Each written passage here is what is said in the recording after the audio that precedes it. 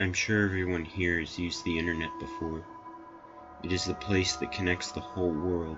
The internet is the place we go to for our information, for social media, to buy and sell, or to play games. Well, the deep web is exactly like that, but in a mirror. According to The Guardian, you can only access 0.03% of the internet through search engines like Google or Yahoo. The rest of that is what makes up the deep web. The deep web can only be accessed through the Tor.onion browser that allows complete anonymity for everyone on the browser. The Onion router was first developed by an international nonprofit group called the Tor Project, where $1.2 million went into it.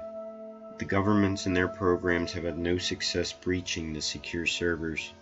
Tor works by encrypting your signal in stacked layers, just like an onion, hence the name.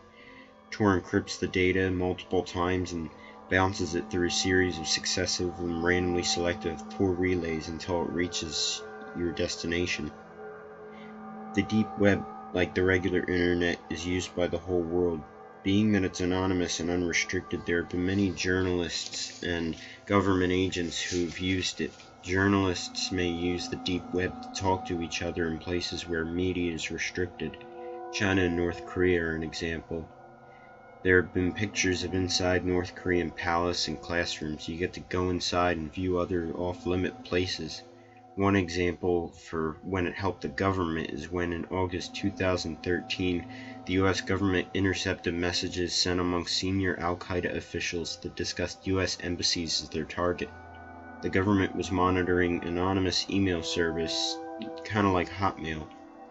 This event shows that the web assists terrorists as well as the government, and that the government has full access to the deep web. Because of this, there have been theories that the government knows all the messed up stuff going on but simply doesn't care.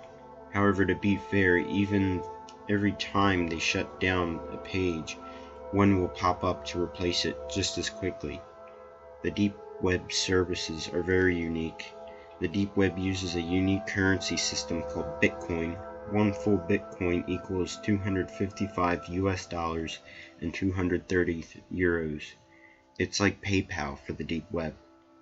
For starters, Tor offers many different drug and arms trafficking sites. The Silk Road is an example of one. You could find everything from heroin and illegal weapons to pretzels and baby spirits here. It was like eBay or Amazon, except you buy illegal goods. The deep web is also various hitmen for hire sites. One site offers assassinations in the US and Canada. Depending on the person you're looking to kill, rates usually start at $10,000. They have rules too. They won't target certain individuals at certain ages or certain political figures. If you think all this is creepy enough, it gets worse. So remember when I said there's some really messed up stuff going on? Some sites have disclaimers. If you don't know what to expect here, then turn back now. Some people have gone on the deep web, have ignored these warnings as petty. Some people never return to the deep web. The hidden wiki on the deep web offers various links to various destinations and chat rooms. Some chat rooms are called red rooms. There's no easy way to explain what goes on in these red rooms, so I'll breeze through them and briefly explain. There is a web page of women and their stillborns, nothing sexually deviant about it, as well as nothing being done illegal. It's just one of the creepier ones. There are conspiracy sites and cultist ones like recruiting tools such as Cicada 3301. It's a name given to a secret organization that have, on different occasions, published a set of complex puzzles to supposedly recruit highly intelligent individuals. No one knows what for. There was one site discovered where a group conducted unethical human experimentation. They kidnapped homeless people and put them through a series of pain tests, even as far as impregnating women to see how their children would fare in the experiments. There's also cannibal sites. Everything from cannibal chat rooms to cookbooks. There are sites that are simple as discussing things such as someone's first time eating human flesh. However, there are other sites where people can actually volunteer to be eaten or meet with a fellow cannibal to eat each other. Hackers use the deep web as well to acquire information. You can hire hackers here on the deep web too. Needless to say, there is no safe haven on the deep web. It may provide anonymity, but take one wrong turn, and you may become a victim of stolen identity, or worse. There are sites for child pornography and various fetishes where people discuss them, videos, stories, and of their personal accounts. The same said for rapists, murderers, cultists, Nazis, communists, and piracy sites. There are sites where people offer shows, live cam shows of murders and rapes, not just that, but forced suicides as well. People do shows for money to torture individuals until they voluntarily kill themselves to escape the pain.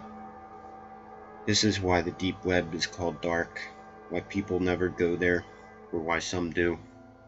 Nothing is sacred, nothing is free, and everything illegal is permitted. If you think that's bad, then there's still one last step into the deepest parts of the web. Mariana's Web, named after Mariana's Trench, is the deepest part of the ocean. It's the umbrella of all the terrifying things in the deep web. It's rumored to have the worst child porn and gore known. Now at this point I'm sure some will think maybe I'll go on the deep web for drugs, stay away from all the horrible things that go on, Maybe I'll just go see what it's like inside a North Korean home or some Chinese man's classroom or what really goes on in a foreign country. Well, if any part of this documentary has frightened you, makes you nervous in any way, then the deep web is not for you. If you can't defend yourself against hacking or viruses, or can't afford antivirus software, then the deep web is not for you. It is inevitable that you will run into some screwed up things beyond anything you can expect. But don't take my word for it. There are several thousand stories out there of people's personal accounts on the deep web. The phrase "curiosity killed the cat" fits the scenario perfectly.